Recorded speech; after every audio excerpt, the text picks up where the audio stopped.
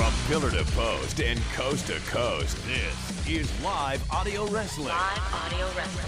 All right, Dan the Mouth Lovranski here for Live Audio Wrestling and Fight Network, and my guest at this time, Quinn Ojinaka. Now, you might not know him by that name, but if I was to start to go, Moose, you'd know exactly who I'm talking about. It's my pleasure to sit down and talk with Moose. Moose, how are you doing today? I'm doing great. Thanks for having me, man. Did I get the name pronounced properly? You did perfectly.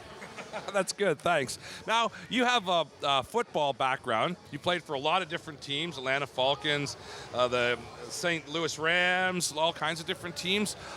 What made you make the switch into pro wrestling? Have you always been a fan? Or? Oh, I've been a fan of pro wrestling since I was 8 years old, 8 to 10 years old, and it was something I always knew I wanted to do. And so when I had the opportunity to start that path, I decided to take it. What was it that hooked you when you were a little kid? I'm always interested to see what hooked wrestlers that they made them want to be wrestlers. Just when I was watching the 92 Royal Rumble and pretty much Ric Flair. Oh, really? Yeah. Oh, interesting. Oh, that's really cool. Now, between football and pro wrestling, I mean, what similarities do you see? Is it a completely different skill set, or have you been able to use stuff from football as well? It's definitely a different skill set. Both sports or wrestling and football requires you to have different skill sets, and I feel like the only thing that football helped me with wrestling is the discipline on waking up to go get a workout, eating right, making sure you're on top of your game, stuff like that. But as far as skill sets, it's totally different. Yeah. And now, before we talk about your time in Ring of Honor and TNA, the chant, where did the Moose chant come from? Where did that originate? Okay, Moose was given to me by Michael Vick my rookie year when I was with the Falcons. And the whole fist pump thing, a former teammate of mine, Lawyer Malloy, that I played with the Falcons, that was his thing when he came out. So, and I was a big fan of Lawyer, and I noticed that when he did it, the fans would do it with him. So in my football days, I knew that I was going to use that same fist pump when I started wrestling.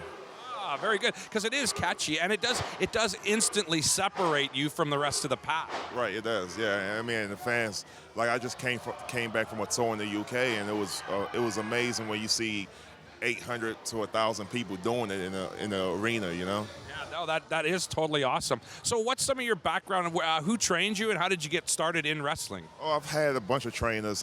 Curtis Hughes started training me, and then I met up with Scott D'Amore, and he trained me for a few. Tyson Dukes, my opponent for tonight, trained me for a few. Scott Hall trained me for a few. Hunter Delirious trained me a little bit. So I've been all around. Got experience from a bunch of good trainers out there. Right on. How did you feel about your experience of Ring of Honor? Because Ring of Honor, man, that's hardcore fans. Those people really appreciate their pro wrestling. How did you feel about your time in Ring of Honor? I mean, I felt great. I felt like without Ring of Honor, I definitely will be in the spotlight that I am right now. I feel like Ring of Honor made me be a good professional wrestler. And I have nothing but great things to say about Ring of Honor. The other thing, too, even I noticed in Ring of Honor, is you seem to take to it very easily. Like you seem, I don't know what you just seem to be a natural for pro wrestling. Did it come to you easily, or was it hard? I feel like it came to me easy because I was a big fan of it. And I'm a strong believer that if you're a big fan of something, it's going to be easy if you decide to chase that dream, you know? Yeah. Now, in terms of talking, because if Ric Flair was the guy that got you into wrestling, we need to see Moose cut a promo. Are we going to see some promo stuff in the future? Just watch TNA. I've been doing a lot of talking in TNA, so I think it's one of those things that Ring of Honor didn't let me do, and TNA is letting me do a lot of it, talking on my own. So, and I mean, as you can see it from this interview, I mean, I'm a pretty good talker. I played 7 years in the NFL, and I had to do millions, or I wouldn't say millions, but thousands of interviews during my playing time, and I know how to present myself. So talking is something that comes quite easy for me. And how did you end up with TNA? Were they just seeing what you were doing in Ring of Honor? They approach you, you approach them? No, it's just one of those things where I was a free agent and a bunch of companies contacted me trying to get me to join their roster, and I was just happy with what TNA brought to the table. So, can I ask who else approached you? At this point, it really doesn't matter. No, it doesn't, but I'm just curious. I mean, I'd rather not even talk about it. Yeah. Yeah, so TNA just came up with the best deal for you? Yeah, man, with not only money-wise, what they could do for me in the wrestling business, and I was just happy. I had friends over there, and they were happy with the company, and I took their input very serious. So, I mean, I decided that's where I wanted to be. And are you still doing lots of indie stuff as well as TNA? Yeah, with my TNA contract, I could do indie stuff if it's booked through them. I mean, there's a few companies out there I could book through on my own, but most of their bookings come from through TNA, yeah. And Moose, as a fan, you're in pro wrestling. What are your goals? What are some of the things that you'd like to achieve before you finish your wrestling career? I just want to get better every time I step in the ring. I mean, at some point in my career, I want to be known as one of the best wrestlers in the world. And the only way that you can accomplish that is by getting better every time you step in the ring.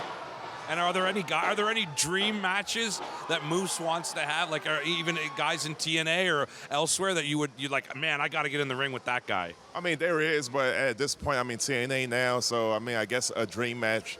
I mean, our roster is loaded, so I guess it could be a dream match with anybody you put me against on the roster. But I know everybody want to see Moose versus Bobby Lashley, and I think that's a match.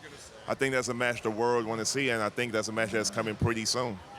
And also in TNA, you kind of played a heel part of the time. Was it tough for you playing the bad guy, or does that come naturally to you? See, I feel like in today's wrestling, there's not really a bad guy because the fans determine that. And the fans like who they like. So if you're bad and they like you, then they like you. If you're good and they like you, then they like you. But I think we're coming to an era of wrestling where it's not really defined by heel or face anymore. Right. The audience just gets to decide who they want to cheer. Right. Okay, well, Moose, thanks so much for sitting down and chatting with us. I really appreciate it. I look forward to see where things go for you. I appreciate it. Thanks for having me. And just remember, you can also see TNA Impact Wrestling every Thursday night at 8 p.m. right on the Fight Network.